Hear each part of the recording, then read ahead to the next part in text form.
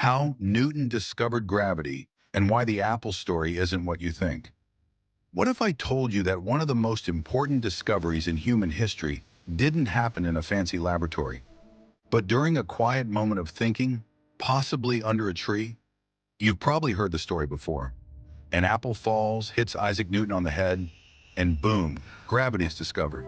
Simple, right? Well, not exactly. Because the real story of how Newton discovered gravity is way more interesting, way more human, and honestly, way more impressive than the cartoon version we've all been told. Today we're going to uncover what really happened. Let's get into it. Who was Isaac Newton? Before we talk about apples and gravity, we need to talk about the man himself. Isaac Newton was born in 1643 in England, and his life didn't start off easy. He was born premature, so small that his mother reportedly said he could fit inside a quart mug. His father died before he was born, and when Newton was still a child, his mother remarried and left him behind to live with his grandparents. So from an early age, Newton grew up lonely, quiet, and deeply introspective. He wasn't the loud genius type. He didn't show off. He didn't socialize much. But what he did do was think, constantly. He was obsessed with understanding how things worked. As a child, he built sundials, mechanical toys, and wind-powered models. He watched the world closely, noticing patterns that most people ignored. This habit, careful observation, followed by relentless questioning, would eventually change science forever. The world before gravity. Here's something wild to think about. Before Newton, no one truly understood why things fall. People knew objects dropped to the ground, obviously, but why did they fall? Ancient philosophers like Aristotle believed that heavy objects simply wanted to return to their natural place. Sounds poetic, but not very scientific.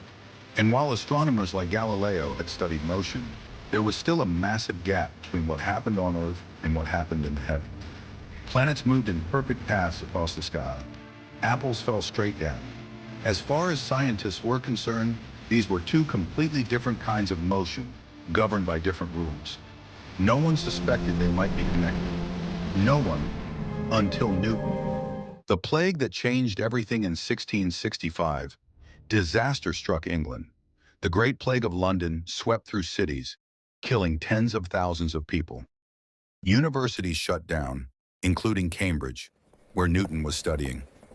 So at just 22 years old, Newton was sent home to the countryside to isolate. No professors, no classes, no distractions. Just months of silence. And this turned out to be the most productive period of thinking in scientific history. Newton later called these years his annus mirabilis, his years of wonder.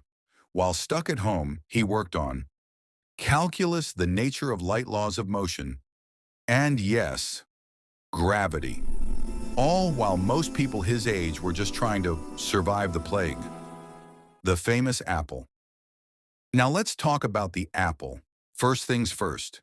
There is no evidence that an apple actually hit Newton on the head. That part is probably a myth. But the apple did exist. Years later, Newton told friends that he was sitting in his family garden when he noticed an apple fall from a tree. And instead of thinking, yep, apples fall, he asked something much deeper. Why did it fall straight down? Why not sideways? Why not upward? And most importantly, does the same force pulling the apple down also control the motion of the moon? That question was revolutionary, because for the first time, someone seriously considered that the force affecting everyday objects on Earth might be the same force controlling the cosmos. That idea alone was world-changing. Connecting the apple to the moon. Here's where Newton's genius truly shines. Newton knew the moon was constantly falling toward Earth, but never quite reaching it. Why? Because it was moving sideways fast enough to keep missing the Earth, creating an orbit. This led to a stunning realization. The moon isn't floating, it's falling, just like the apple. The difference is speed and distance. Newton began calculating whether the force that pulled the apple downward could weaken with distance and still be strong enough to keep the moon in orbit. After intense calculations, he found something incredible. The math worked perfectly. The same force pulling the apple down was reaching across space, controlling planets, moons, and stars. This force would later be named gravity. What gravity actually is. Newton didn't just say stuff falls. He defined gravity with precision. He proposed that every object with mass attracts every other object with mass. The strength of this attraction increases with mass and decreases with distance. This became known as the law of universal gravitation. Universal because it applied everywhere. Suddenly, apples, cannonballs, the moon. The planets all followed the same rule. For the first time in history, humanity had a single equation that explained both Earth and the heavens. That's not just science. That's unification. Why Newton didn't publish right away. Here's something most people don't know.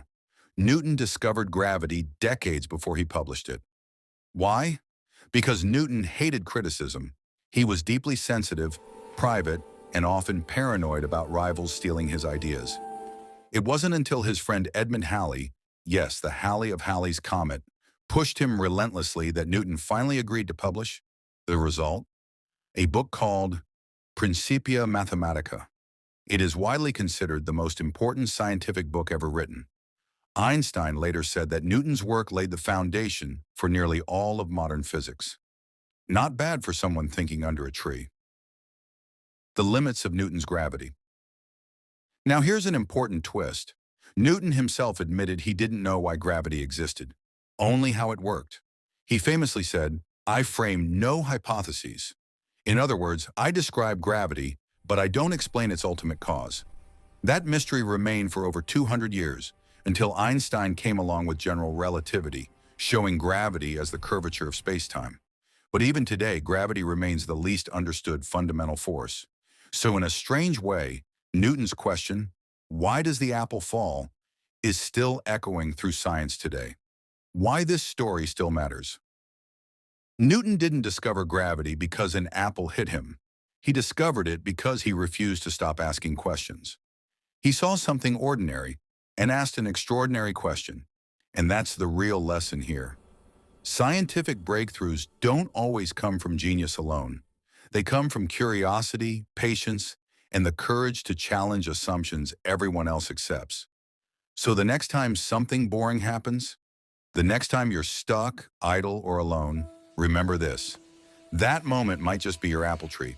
If you enjoyed this deep dive into the real story behind Newton and gravity, hit the like button, subscribe, and let me know in the comments. Do you think you would have asked the same question if you saw the apple fall?